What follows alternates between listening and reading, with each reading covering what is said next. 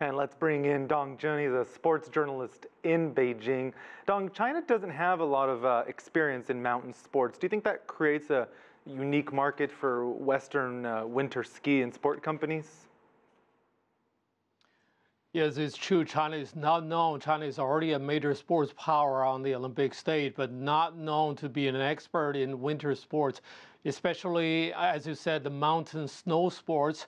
But that's both a challenge and also an opportunity for both the Winter Olympic movement as well as China itself to develop it as a future business opportunity to mobilize more people of its huge population to be engaged in and practicing snow sports.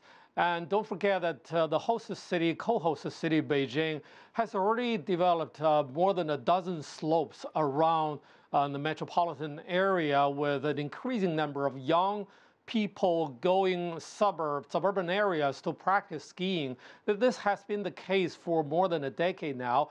But of course, it doesn't mean that Beijing is already completely ready to stage the Winter Olympics in now less than 3.5 years away from now. And I think China is open. For 3 consecutive years, Beijing has been hosting a World Winter Sports Expo in the city, welcoming companies, including that one from Kentucky, maybe next year, to showcase their products and services and technologies, even some training know-how. For example, last month, a Canadian school signed with the Olympic Organizing Committee to, with dozens of Chinese training camps we exchange with this Canadian school. So I think the opportunities are dramatically increasing, and there are only 3 years left. So I don't think they will relax. It's a very tight race against time now. And how do you think the ongoing trade war now may be impacting those that are setting their business sights on China and the Olympics?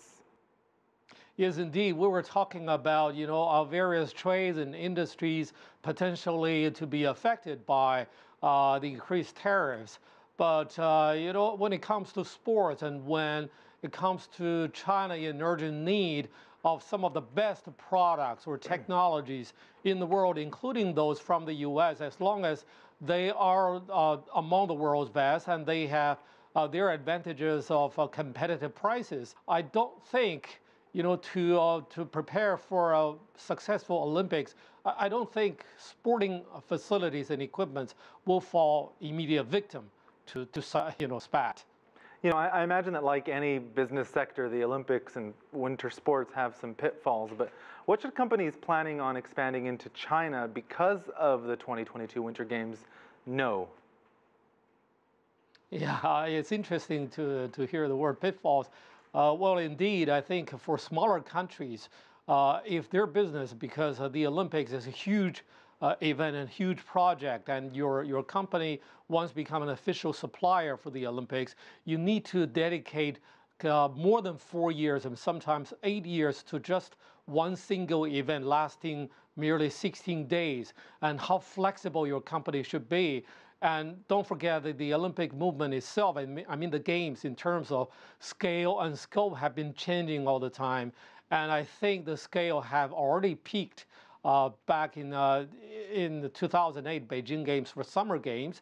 And the Winter Games will not expand indefinitely. So I think any company doing business with an Olympic hosting city should be innovative, flexible, and be able to adapt changing situation. But the opportunity for China is, even after the Olympics, the huge population of China now targeting 300 million Chinese to be able to practice kind of winter sports, skiing or skating, even after the games. There will be many more years in northern China, even in China, because Shanghai is now building the world's largest skiing complex now. And so that would mean even bigger or much bigger market than the Olympics itself.